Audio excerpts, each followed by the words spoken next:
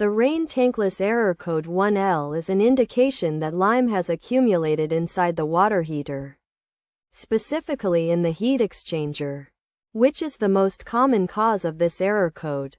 To fix the issue, one effective solution is to flush the water heater. This process begins with powering off the heater and disconnecting the water supply. Next, drain and pump hoses should be connected to the hot water outlet and cold water inlet, respectively. A bucket should then be filled with about 15 liters of unused vinegar, and the drain and pump hoses should be placed in it.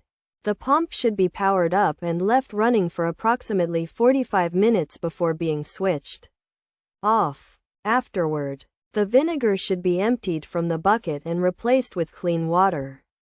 The pump should be powered up again and run for about 15 minutes before being turned off.